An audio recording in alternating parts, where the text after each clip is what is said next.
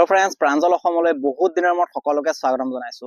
বহুত দিন ভিডিঅ' বনোৱা নাছিলো, যথেষ্ট দিন হৈ গ'ল কাৰণ ইণ্টাৰভিউবিলাক হোৱা নাছিলে যিহেতু, আৰু সেইকাৰণে হয়তো নিশ্চয়কৈ ৰানিঙো বহুতে কৰা নাই, বহুতে কি যথেষ্টখিনিয়ে কৰা নাই, যিহেতু ময়ো ফিল্ডবিলাকলৈ যাওঁ, দেখো যে তাত বিশেষ কোনো এতিয়া ল'ৰা ছোৱালী বৰ্তমান দেখা নাই, দুই এজনৰ বাদ দি।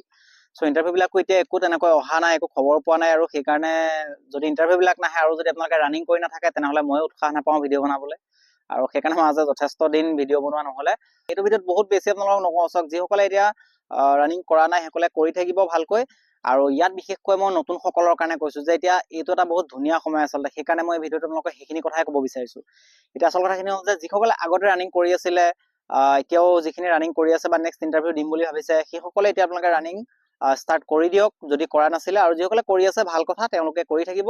বাকী এতিয়া চাওক, যিহেতু মেট্ৰিক পৰীক্ষা হৈ আছে আৰু HSO হৈ আছে, চ' এতিয়া এই পৰীক্ষাবিলাক যেতিয়া শেষ হ'ব, মেট্ৰিক হয়তো 2 এদিনত শেষ হৈ যাব, বাকী যেনেকৈ আপোনালোকৰ এই পৰীক্ষাবিলাক শেষ হ'ব তাৰপিছত আপোনালোকে ৰানিং ষ্টাৰ্ট কৰি দিব পাৰে। যিসকলে ভাবিছে যে মই ভৱিষ্যতে বা মই নেক্সট পুলিচত যাম, ডিফেন্সত যাম, বা ইণ্ডিয়ান আৰ্মিত যাম, বা য'তে আপোনালোকে নাযাওক কিয় ডিফেন্সৰ যিকোনো যদি আপোনালোকে বিভাগত যাম বুলি ভাবিছে, তেনেহ'লে আপোনালোকৰ কাৰণে এইটো আটাইতকৈ শ্ৰেষ্ঠ সময় ৰানিং কৰা।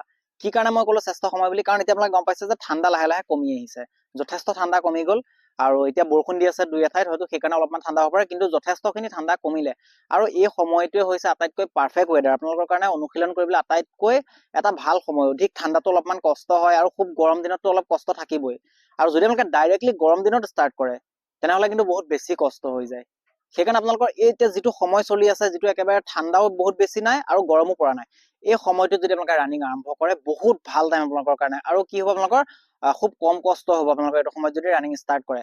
আৰু এই সময়টোৰ পৰা যদি আপোনালোকে ৰানিং ষ্টাৰ্ট কৰে তেনেহ'লে যেতিয়ালৈকে আপোনালোকৰ এপ্ৰিল মে' মাহলৈকে গৰম পৰিবগৈ, তেতিয়ালৈকে কিন্তু আপোনালোকৰ যথেষ্টখিনি অনুশীলন হৈ যাব আৰু অভ্যাস হৈ যাব, আৰু আপোনালোকৰ বডিটোত সেইখিনি হেবিট হৈ যাব।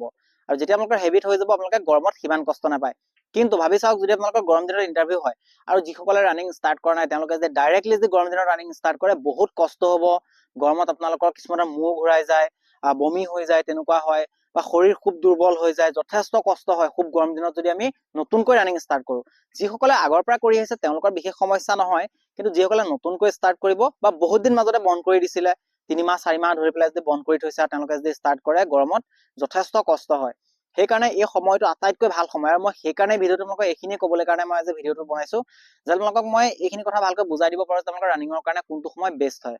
আৰু এতিয়া যিটো সময় চলি আছে, যিটো ৱেডাৰ চলি আছে, যিটো টেম্পাৰেচাৰ আছে, বহুত ভাল টাইম, এইটো সময়ত আপোনালোকে ৰানিং ষ্টাৰ্ট কৰি দিব পাৰে। আৰু সময় কেতিয়াও ৰৈ নাথাকে, সকলোৱে গম পায়, সেইকাৰণে আপোনালোকে সময়ৰ সদব্যৱহাৰ কৰক আৰু এইটো সময়তে ৰানিং ষ্টাৰ্ট কৰক। বাকী যিসকলে নতুনকৈ এতিয়া পৰীক্ষাৰ পিছতে, মেট্ৰিকৰ পিছত বা হাই ছেকেণ্ডেৰীৰ পিছত ৰানিং কৰিম বুলি ভাবিছে, সেইসকলে এতিয়াই নালাগে, তেওঁলোকৰ যেতিয়া এক্সাম শেষ হৈ যাব তাৰপিছত ষ্টাৰ্ট কৰিব পাৰে। আৰু খুব ধুনীয়া সময়, এই মাহটোত আপোনালোকে ষ্টাৰ্ট কৰক, বিশেষকৈ মাৰ্চ মাহটো খুব ভাল সময় ৰানিং ষ্টাৰ্ট কৰিবলৈ। এইটো সময়ত যদি ৰানিং ষ্টাৰ্ট কৰে, আপোনালোকৰ যেতিয়ালৈকে গৰম আহিব তেতিয়ালৈকে আপোনালোকে এডজাষ্টো হৈ যাব আৰু কষ্টও কম হ'ব। সেইকাৰণে এতিয়া পৰা আপোনালোকে ৰানিং ষ্টাৰ্ট কৰি দিয়ক। বাকী যিসকল আগৰ পৰা ৰানিং কৰা আছিলে, ইণ্টাৰভিউৰ কাৰণে প্ৰিপেৰেশ্যন কৰি আছিলে, তেওঁলোকেও ৰানিং যদি নাই কৰা ষ্টাৰ্ট কৰি দিব, কাৰণ ক'ব নোৱাৰি ঘপককৈ কেতিয়া আকৌ ইণ্টাৰভিউ খবৰ আহি যাব। সেইকাৰণে আপোনালোকে সকলোৱে ৰানিং কৰি থাকিব। বাকী যিসকলে নতুনকৈ জাষ্ট ষ্টাৰ্ট কৰিম বুলি ভাবিছে, যদি তেনেকুৱা কোনোবা আছে, সেইসকলে মোক কমেণ্ট কৰি জনাব যে নতুনকৈ আপোনালোকে ষ্টাৰ্টিঙত কেনেকৈ ৰানিং কৰিব লাগে। যদি তাৰ বিষয়ে আপোনালোকে জানিব বিচাৰিছে তেনেহ'লে মই নেক্সট ভিডিঅ' দি দিম তাৰ কাৰণে, যে যিসকলে এতিয়ালৈকে ৰানিং কৰা নাই প্ৰথমতে কেনেকৈ ষ্টাৰ্ট কৰিব, কেনেকৈ তেওঁলোকে আৰম্ভ কৰি নিব, আৰু কিদৰে কৰি নিলে তেওঁলোকৰ ইঞ্জুৰি কম হ'ব, কম কষ্ট হ'ব, বা তেওঁলোকে ভাগৰো কম লাগিব, কেনেকৈ নিব পাৰিব, মই সকলোখিনি বুজাই দিম। আপোনালোকে কমেণ্ট কৰি ক'ব যদি আপোনালোকক প্ৰয়োজন আছে। তো আশা কৰিছো আপোনালোকে কথাখিনি এতিয়া নিশ্চয় বুজি পাইছে। যদি আপোনালোকৰ কিবা কুৱেশ্যন আছে তেনেহ'লে মোক কমেণ্ট কৰি সুধিব পাৰে। যদি ভিডিঅ'টো চাই ভাল লাগিলে তেনেহ'লে লাইক কৰিব, লগতে লগৰ সকলোকে শ্বেয়াৰ কৰি দিব। যদি প্ৰথমবাৰ আমাৰ চেনেলটো আহিছে তেনেহ'লে চেনেলটো ছাবস্ক্ৰাইব কৰি নটিফিকেশ্যন বেলটো অন কৰি ল'বলৈ নাপাহৰিব। লগ পাম আকৌ নেক্সট ভিডিঅ'ত। জয় আই অসম।